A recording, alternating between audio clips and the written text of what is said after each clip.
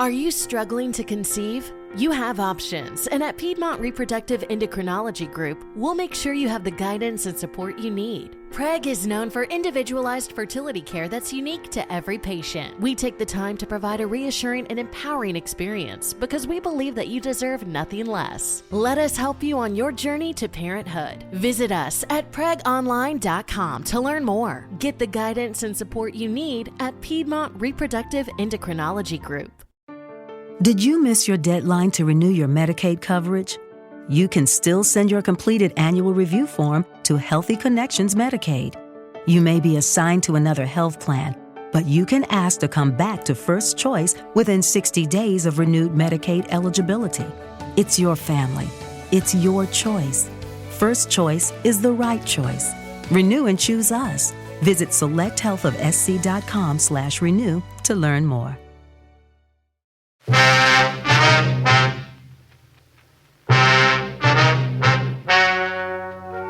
The story you are about to hear is true. The names have been changed to protect the innocent. Fatima Cigarettes, best of all king-size cigarettes, brings you Dragnet on both radio and television.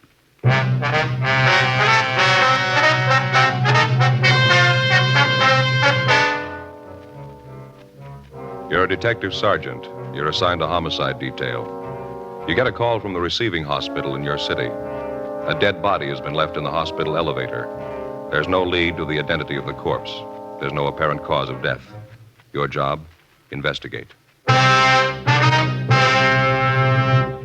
Compare Fatima with any other king-size cigarette. Yes, compare Fatima with any other king-size cigarette. 1.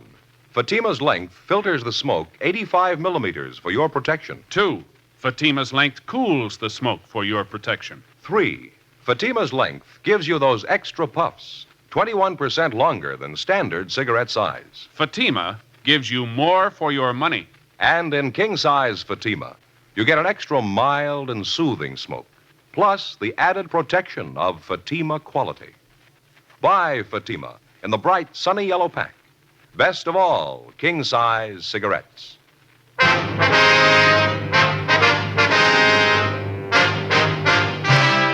Dragnet, the documented drama of an actual crime.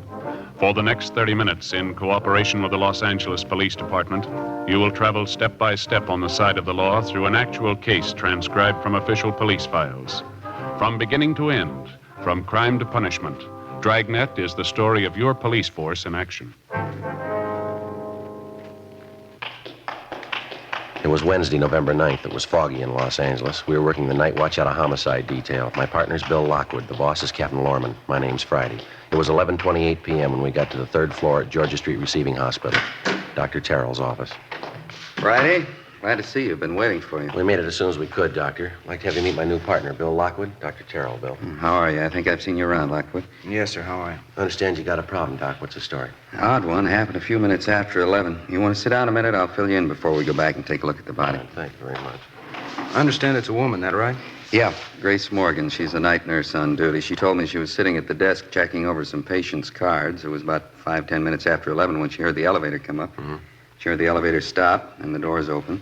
Kept on checking the cards there, didn't pay any attention to it, and then she realized nobody got out of the elevator. She looked up, and the elevator doors were still open. She saw this young woman slumped over in a wheelchair, sitting there in the elevator. The woman was alone, was she? That's right. The nurse went over and wheeled her out of the elevator. The woman was wearing a nightgown, a bathrobe over that. She was unconscious. Nurse called me. The two of us took the woman into a treatment room. I examined her. She was dead. Any indication how long? Body was still warm. She'd only been dead a short time. Any idea of the cause of death? I noticed a couple of abrasions on her right shoulder, another one in the right temporal region. Not positive, but I don't think any of them were severe enough to cause death. No other markings at all? No, she seemed to have been in good physical condition. Noticed a strong smell of alcohol, though. Could be she'd been drinking. Is the nurse pretty sure the woman came up the elevator alone? Possibility one of the attendants might have brought her up? No, I checked with the attendant on duty down the first floor lobby, Ray Collins. He didn't bring her up. He said a man came in the lobby about 11 o'clock, said he had a sick woman out in his car. He asked for a wheelchair to bring her in. Ray asked if he could help, but the man said he'd take care of it. That's all Ray knows about it. He let the man have a wheelchair, then he went in the back room to change some linens on the ambulance stretcher. Mm-hmm. Any possibility one of the other attendants might have brought her up in the elevator? No, Collins was the only attendant on duty. I'd like to talk to him. Is he still around? Yeah, I knew you'd want to see him. He was off duty 11:30. I held him over. He's down at the corner having a sandwich. He ought to be back in a few minutes. And what do you figure, Doctor? Think the woman could have operated the elevator herself? Possible. Not too probable, though. It's a self-operating elevator, automatic. Mm-hmm. Someone could have wheeled the woman into the elevator, pushed the button for the third floor, and then stepped back. Would have taken her straight up. Yeah. The nurse is sure the elevator didn't go back down after it got up here, huh? Positive. She heard the elevator doors open. They stayed that way. She kept waiting for someone to come out, and that's what attracted her attention. I see. How about identification? The woman have a purse with her or anything like that, Doc? No, all she had was what she was wearing, nightgown, slippers, and bathrobe. Let's go back and have a look. I'll show you. Okay, thank you. You say the only markings on the body are those abrasions on the shoulder and the forehead. Yeah, that's right. And you don't think that's why she's dead? You got any ideas at all? Well, I wouldn't want to say, Lockwood. Strange one. Going to have to wait for the autopsy. Well, how about the wheelchair the woman came up in, Doc? Where's it now? Back here in the same room with the body. I gave notice it wasn't to be touched. I knew you'd want to check. Oh, fine. In here. All right, to smoke in here? Yeah, sure. Fine. Want a cigarette? No, thanks. Bill? No. Over here on the table. Nurse put the woman's clothing over there. Nightgown, slippers, bathrobe. I see. Seems to be a fairly young woman. I'd say in her early 30s. Nice-looking girl. Well-groomed. Notice her hair and fingernails. Well-kept. And bruise there on her head. Took a pretty good blow to cause that, wouldn't you say? Yeah, might even be worse than it looks. Hard to say right now. Other abrasions I was telling you about, right here along the clavicle, seem to be fairly distinct. 3 or 4 of them. That's all of them, huh? That's it. Like I say, we'll know more after they post the body. Take a look at the clothing over here. Want to check over the bathrobe, Bill? Yeah. There's no label here. Size marking, though. Size 34. Just an ordinary rayon nightgown. Seems to be fairly new. It's not damaged. Nothing on the bathrobe, Joe. Both pockets empty. No visible markings. Manufacturer's label here. Fairly common trade name.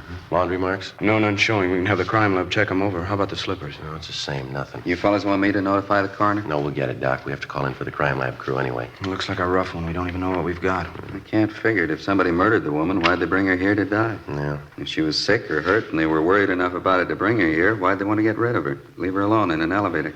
Yeah. Doesn't make sense. Somebody's got something to hide. Sure could use a lead. Man puts her on the elevator and sends her up 3 floors. Don't know who she is, how she died. Don't even know where she came from. Well, there's no choice. We'll just start at the beginning. Yeah? Ground floor. 11:52 p.m. The receiving hospital attendant, Ray Collins, returned, and we interviewed him in Dr. Terrell's office. He told us substantially the same thing the doctor had told us. At a few minutes past 11 o'clock that night, a man entered the lobby of the hospital and asked for a wheelchair to move a patient up to the 3rd floor. Collins stated he gave the man the wheelchair. The man refused his offer of assistance, and Collins went on about his work. He didn't see the patient, and he didn't see any car parked outside, and he was able to give us only a partial description of the man himself. A male Caucasian, about 35 years old, short, heavy build, dark hair. The crew from the crime lab arrived and began their investigation. The body was photographed and fingerprinted, and the wheelchair was also dusted for prints.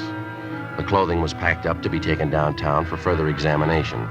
After the men from the crime lab left, Bill Lockwood began a canvass of the immediate neighborhood for possible witnesses. Meantime, I checked with the rest of the hospital personnel and the patients. They could tell me nothing.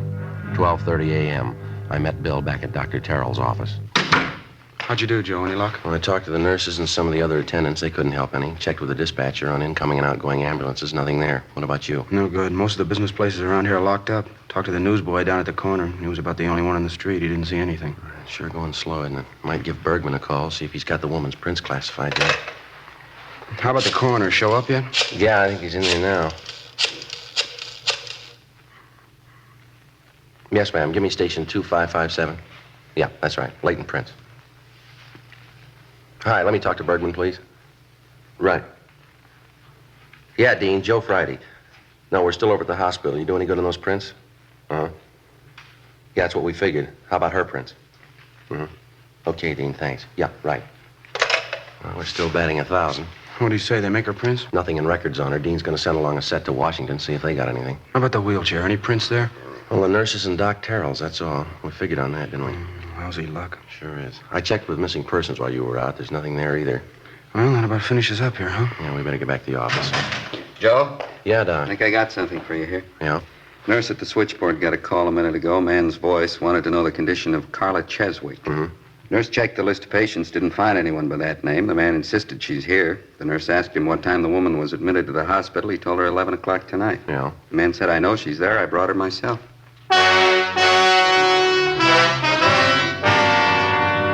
Along with Dr. Terrell, Bill Lockwood and I went down the hall and talked to the nurse who'd received the phone call. She told us that she tried to question the caller as to his name and his relationship to the alleged patient, Carla Cheswick, but the man refused and hung up. We put in a call to R&I and asked him to run the name for us. There was no one by that name in the files. We went back to the doctor's office and started checking through the telephone directories. In the northwestern section, we found a listing for a Mrs. Carla Z. Cheswick on North Capitol Avenue. We called the number, but there was no answer. Then we checked with the office, told them what we had, and that we were going to follow through on it. 1:18 a.m. It was only a possibility, but it had to be checked out. Bill Lockwood and I left Georgia Street Receiving Hospital, got in the car, and drove out to the address on North Capitol Avenue. It was a large apartment house, fairly new.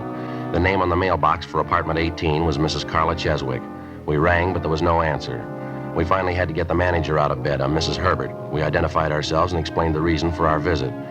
She got a pass key, showed us upstairs to the second floor, and let us in apartment 18. There was no one there, but there was evidence of a recent party within a matter of hours. Half-filled cocktail glasses, an empty whiskey bottle, a glass bowl containing partially melted ice cubes. An end table in the corner had been overturned. In the bedroom, women's clothing was scattered on the floor and on the dressing table. On the mantel in the living room, there was a picture of a woman. Did you notice anything unusual about her at that time, Miss Herbert? I mean, anything out of the ordinary? No, don't think so. She'd been drinking some. I'm pretty sure of that, but that's not unusual for Mrs. Cheswick. She drinks quite a bit. Parties and things. Runs around a lot. Yes, ma'am. You didn't notice anything about her face? No cuts, bruises, anything like that? No, nothing like that. Why? And you told us she had quite a few men friends. Do you know any of their names, where they live? No, can't say to do. She was just one of the tenants. I didn't try to get acquainted. Didn't have much in common with her. The other tenants didn't either, matter of fact. She kept pretty much to herself, her and her friends. Mm-hmm. I see. Now, about this party she had last night, Miss Herbert, you say you don't know who was there with her? No, I'm afraid I don't. When I called her on the phone to ask her to quiet things down, I heard that one man's voice talking. That's about all, though. I couldn't tell you who was there. Well, is there anyone at all that you know of that was close to her? I mean, someone we could talk to about her. Well, her husband, I suppose. He's the only one close to her I know. He comes around every month and takes care of the rent. Kind of a peculiar thing, but I never questioned it. I figured it's their business, live and let live. Do you have any idea where we can find the husband, ma'am? No, I'm not sure. He works at a machine shop out near Glendale. I have his home address in my rent book downstairs if you want it. Yes, ma'am. We'd like to have that if we could. Would you happen to know how Mrs. Cheswick and her husband got along? I mean, the separation of theirs. Was it friendly, or did they still quarrel quite a bit? No, as far as I know, they got along all right, as long as they didn't have to live together. Poor Mr. Cheswick, I feel sorry for him. He's going to take it hard. His wife, I don't know whether to blame or pity her. She was a terrible disappointment to him. That's so? I had a long talk with him once. Seemed like such a nice man, hard worker. And his wife, he was so disgusted. I mean, drinking all the time, going out with different men. Bitter disappointment. He told me how he felt. Well, did he seem violent on the subject? I mean, did he feel anger toward his wife, would you know? No, just pity. Said he'd rather have her dead than go on the way she was. We checked through the dead woman's apartment for names and addresses of some of her men friends, but we found nothing. The crew from the crime lab went over the apartment thoroughly. The only evidence found were fingerprints on some of the cocktail glasses. Along with the apartment manager, Mrs. Herbert, we went downstairs and she gave us Mr. Cheswick's home address and also his place of employment. 2:30 a.m. We got to a phone and called Cheswick's home, but the people he was staying with told us that he wasn't there. He was working the all-night shift at a farm implement factory on Glendale Boulevard. 3:05 a.m. Bill and I drove out to the factory and checked with the night personnel superintendent. He directed us to the factory repair shop where Cheswick was employed as a welder. The foreman at the repair shop pointed him out for us. Cheswick was working on the welding line, a tall, thin man, slight build. Bill Lockwood and I went back and introduced ourselves. Yes, sir, Ernie Cheswick. That's my name. What can I do for you? I'd like to talk to you for a few minutes if we could. It's about your wife, sir. Carla?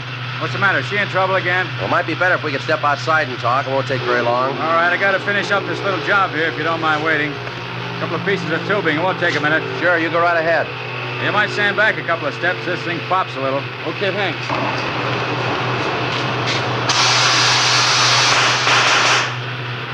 Too much oxygen. Have to light it again. Yeah, that does it. Don't look at the flames, Joe. Bad for your eyes. Yeah, I know. They're sure earn their money, don't they? Yeah, they seem to. A lot of work.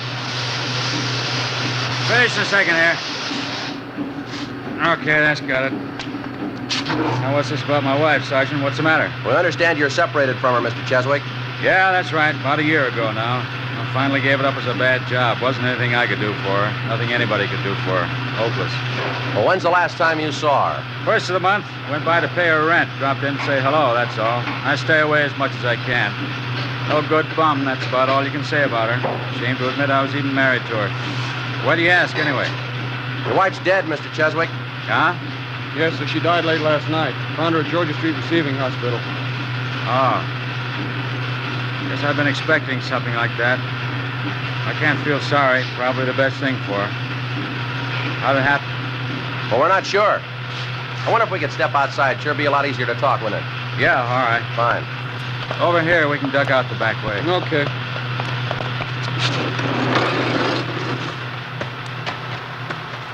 You say they found her at Georgia Street, huh? What was it? She in an accident? Oh, so it doesn't look like that. We're going to have to wait for the coroner's report. What time do you check in at night for work, Mr. Cheswick? You're supposed to be on the job by 10 o'clock. I punched in before that tonight. Why? A routine question. I suppose the men around the plant will vouch for you. You checked in at 10 and you've been here ever since? Yeah, that's right. You can ask any of them. What's the pitch? You think I had something to do with it? Carla getting killed? Well, we didn't say that, Cheswick. Your wife's dead, and we have to check on all the leads, all the possible suspects. Well, I don't know how it happened, but I didn't have anything to do with it.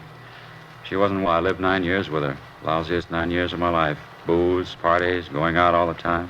She wasn't a wife. She didn't know what the word meant. I understand she's been running around with different men lately. Do you happen to know any of them? No, I don't know. I couldn't care less. Stupid dame, Sergeant. That's the easiest way you can let her off. I tried to make a go of it. Wasn't any good. I worked for her, tried to give her everything she wanted. Didn't make any difference. Yeah? She was a bum. Some of them must be born that way, a bum dame. I could have killed her. I had reason enough to. I didn't. How about your wife's drinking habits? She do most of it at home, or did she go out to bars? Always at the bar. Only one place she ever went to. Place on 8th and Rosewood, right on the corner. Went there all the time, 6, 7 nights a week. She'd hang over the bar all night. How'd you like to put up with that for 9 years, huh? Drinking, going off somewhere on weekend. Well, how come it lasted that long, Cheswick? I don't know. I guess I should have had my head examined. Just a bum. I figured I could change her. Kept trying. Never worked out. After the drinking, she'd have these terrific headaches. It'd make her sick. I'd stay home from work and take care of her, wait on her hand and foot. She always made promises, nothing but a liar. As soon as she got well, she'd start it all over again. Same thing. Yeah. Just a bum, a tramp. No good at all, no good. Just a tramp, no good tramp. Cheswick? Mr. Cheswick, is there anything we can do? Carla. She's dead. Carla.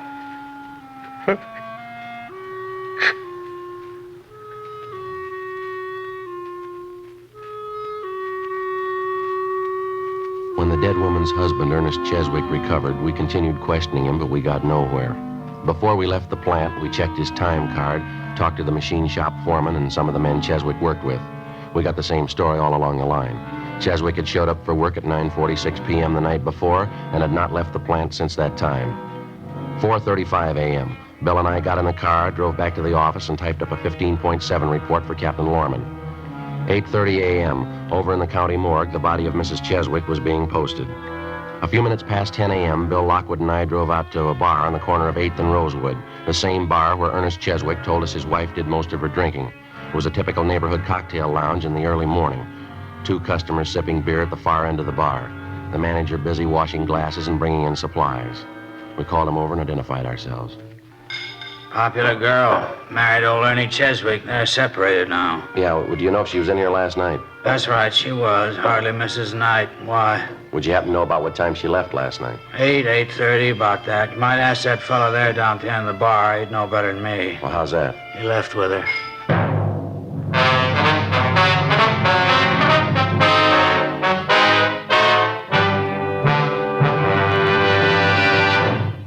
You are listening to Dragnet, authentic stories of your police force in action. To show our confidence in Fatima, we make this money-back guarantee. Buy a pack of Fatimas. Enjoy Fatima quality, extra mildness, and superbly blended tobaccos. If you're not convinced Fatima is better than the king-size cigarette you're now smoking, Just return the pack and the unsmoked Fatimas by August 1st, 1952, for your money back plus postage.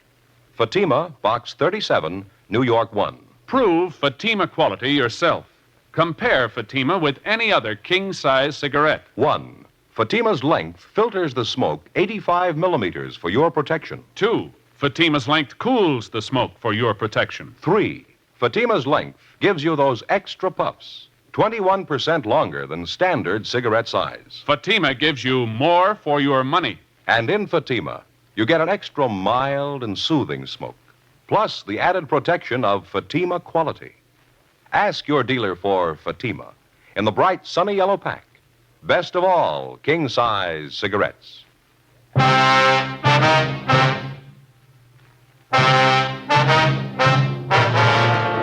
November 10th, Thursday, 10:14 a.m. The manager of the cocktail lounge pointed out the man at the end of the bar who was supposed to have left the place shortly after 8 o'clock the night before with the dead woman, Carla Cheswick. Bill Lockwood and I went up to the man, identified ourselves, and questioned him briefly. He appeared tense and highly nervous. He told us his name was John Gables, an assistant sales manager for a downtown jewelry concern. He didn't deny that he was in the bar the night before, but he refused to admit that he left with Mrs. Cheswick. He insisted he didn't even know her. We asked him to account for how he spent his time the night before, but he refused. We got in the car and drove downtown to the city hall.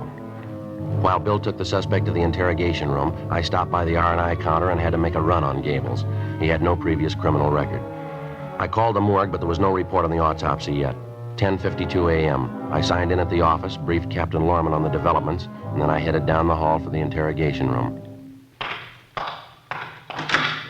We had a couple of drinks together, and that's all there was to it. You can ask anybody who was there. She got up and left by herself. I didn't go with her. And Joe. Yeah. Gables here was just telling me he did see Mrs. Cheswick in the bar last night. Had a couple of drinks with her. Why'd you hold out, Gables? Why couldn't you told us that when we asked you? I didn't remember then. You came up to me in the bar, started asking questions. I got all rattled. Didn't make any difference, though. I didn't even know her name. Just had those couple of drinks with her, and then she got up and left. That's all. I didn't go out with her. And the bartender says you did. He's sure of it. Says he can get half a dozen other people to back him up. Well, he's wrong. He's got to be. He's thinking of somebody else. Well, if you didn't leave the bar with Ms. Cheswick, when did you leave? I don't know. About 5 or 10 minutes later, I guess. Where'd you go then? Well, I walked around a little bit, got a little fresh air. And I went to a show. Which one? I don't remember the name of the place. It's on Rosewood, a couple of blocks down from the bar. What picture did you see?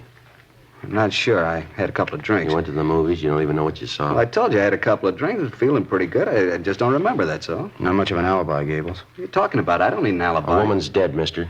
You were with her the last time she was seen alive. I wasn't with her. I don't care what anybody tells you. I wasn't with her. This movie you say you went to, what time did you get out? After midnight, I think. I don't remember. Where'd you go after that? Bar, had a few more drinks, and then I went back to my hotel. Which bar was that? Place on West 7th. I go there sometimes. I know the bartender. What time did you leave there? Closing time, 2 o'clock, and then I went back to my hotel. You say you know the bartender there. I guess he'd be glad to vouch for you. I mean that you were there when you said you were. I don't know. Maybe not. He was pretty busy last night. Maybe he didn't notice me. How about your hotel? Huh? The desk clerk. Somebody like that. They should be able to tell what time you got in, don't you think? Well, they wouldn't know. I always carry my key with me. I go in the side door. They wouldn't know what time I got in. What are you trying to sell, mister? What are you talking about? You knocked around town from 8 o'clock last night till past 2 o'clock this morning. You can't think of anyone that could vouch for you, where you were, what time you got there, what time you left? I can't think of anybody right now. I don't take down names and addresses every time somebody looks at me. What's the difference anyway? I didn't have anything to do with the girl. This difference, Gables. The attendant at the hospital, he got a good look at the man who came in and asked for that wheelchair. He gave us the man's description. It fits you pretty close. So what? It doesn't mean anything. He could make a mistake, too, just like that bartender. They're all wrong but you. Is that what you're trying to say? Look, as far as I'm concerned, I only got one thing to say. I had a couple of drinks with Carla last night, and that's all. She left by herself. I didn't even go near the apartment. How'd you know she had an apartment? Well, you told me. You said so. No, we didn't say anything like that. And I guess I heard it around the bar. Maybe she mentioned to me. Yeah, that's probably it. Why don't you come off it, Gables? Come off what? I don't even know what you're getting at. We want a straight story, and we're not getting it. You told us you didn't even know the Cheswick woman before last night. You didn't even know her name. That's right. Then why'd you say Carla just a minute ago? You said I had a couple of drinks with Carla. I say that? That's what you said. Maybe I just hadn't remembered. I was drinking quite a bit, talking to her. Maybe I just remembered it. Won't do, Gables. Story doesn't hold water. How about it? I don't know. I was drinking quite a bit. A lot of things I don't remember. How about giving it to us straight? What do you remember? I thought about it all night. The more I went over it, the worse it got. I just couldn't remember. I knew what it'd sound like in court. I couldn't tell it that way. You couldn't tell what? I didn't kill her. I didn't even touch her. You gotta believe that. Yeah. I left the bar with her about 8:15, 8:30. She invited me up to her apartment. She was pretty well gone. Had quite a few drinks. Mm-hmm. We got there and had some more to drink, and then Carla got up and started for the kitchen to get some more ice. She tripped, I think, stumbled a little bit, and then she fell down. I think that's the way it was. All right, go on. She tried to get up, and then she fell again. Wasn't a bad fall, though. I figured she just passed out. Got some cold towels, ice water. I tried to bring her around. It wasn't any good. She was white as a sheet. I got scared. I didn't know what happened. What'd you do then? I don't remember. I just kept trying to bring her around. I don't remember any of it very well. I don't even know why she fell down. You think you could have hit her, Gables? You think maybe that's why she fell down? No. I don't know. I don't think so. I don't think I was mad at her for anything. I think we were having a pretty good time. I just don't remember, that's all. I'm not sure about any of it. Lousy booze, no good at all. Did you kill her, Gables? No, Sergeant, I swear it. As far as I can remember, I didn't. We were having a good time. That's all I know. I know I wasn't mad. I'm not a nasty drunk, not as far as I can remember anyway. What'd you do when you couldn't revive Mrs. Cheswick? You brought her to the hospital? Yeah, the shape I was in, I couldn't figure anything else to do. I got her in the car, drove her down to Georgia Street. I put her in the elevator, pressed the button, and sent her up. I'm a married man, you know. I didn't want any scandal and didn't want to get involved. You didn't kill her. Is that what you want us to believe? I don't know what to tell you. I don't remember.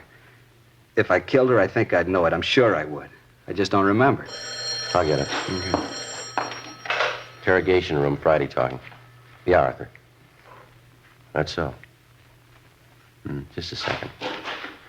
All right, I got a pencil now. Go ahead. Uh-huh. Are you sure? How was that? I see. No possibility, huh? Yeah, I see. Okay, Arthur, thanks a lot.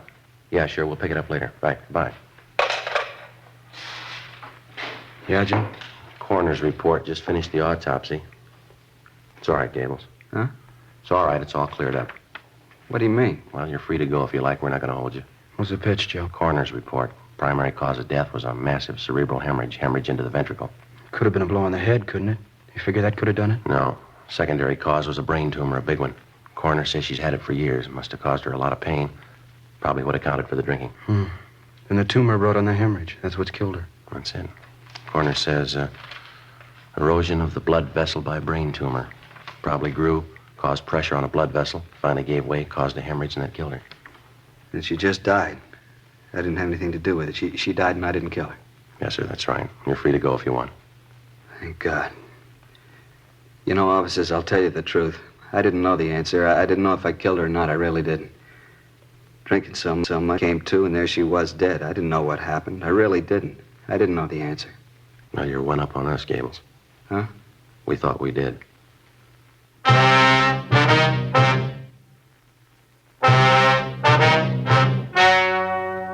The story you have just heard was true. The names were changed to protect the innocent. On Thursday, November 10th, the meeting was held in the office of Captain of Homicide. In a moment, the results of that meeting. And now, here is our star, Jack Webb. Thank you. Friends, there's not much I can add to what George Fenneman and Hal Gibney have already told you about Fatimas. If you smoke them, I know you'll agree with me that Fatima is the best of all king-size cigarettes. If you haven't tried them yet, well, there's only one way to prove it to yourself, and that's to buy a pack and give them a try. I wish you would kind of check up on what we've been telling you. Compare Fatimas with any other king-size cigarette.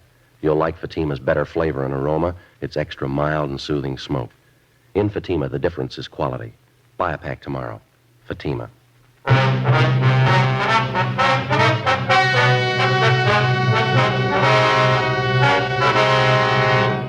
With the filing of the official autopsy report by the county coroner, John Gables was cleared of all charges. He was released from custody immediately. The death of Mrs. Carla Cheswick was listed as due to natural causes by the coroner's jury. Ladies and gentlemen, last year's traffic death toll was 37,500, a 7% increase over 1950. The National Safety Council believes that the best way to promote safety on the road is for each of us to know and obey traffic laws, to read and heed traffic signs. So be careful. The life you save may be your own. You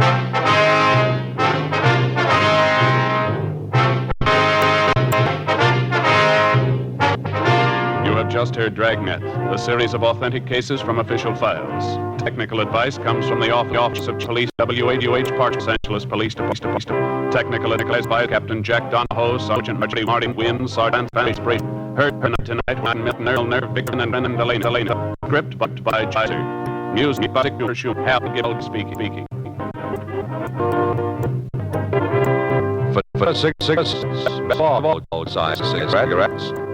Dragnet, transcribed from Los Angeles.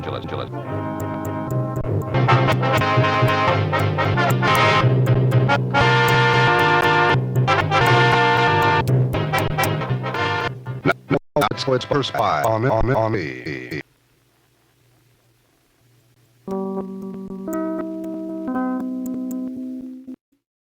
It is Ryan here, and I have a question for you. What do you do when you win? Like, are you a fist pumper, a woohooer, a hand clapper, a high fiver? I kind of like the high five, but if you want to hone in on those winning moves, check out Chumba Casino. At ChumbaCasino.com, choose from hundreds of social casino-style games for your chance to redeem serious cash prizes. There are new game releases weekly, plus free daily bonuses. So don't wait. Start having the most fun ever at ChumbaCasino.com. No purchase necessary. VGW. Void where prohibited by law. See terms and conditions. 18+. Hello, it is Ryan, and we could all use an extra bright spot in our day, couldn't we? Just to make up for things like sitting in traffic, doing the dishes, counting your steps, you know, all the mundane stuff. That is why I'm such a big fan of Chumba Casino. Chumba Casino has all your favorite social casino-style games that you can play for free anytime, anywhere with daily bonuses. That should brighten your day a little. Actually, a lot. So sign up now at ChumbaCasino.com. That's ChumbaCasino.com. No purchase necessary. VGW. Void where prohibited by law. See terms and conditions. 18+.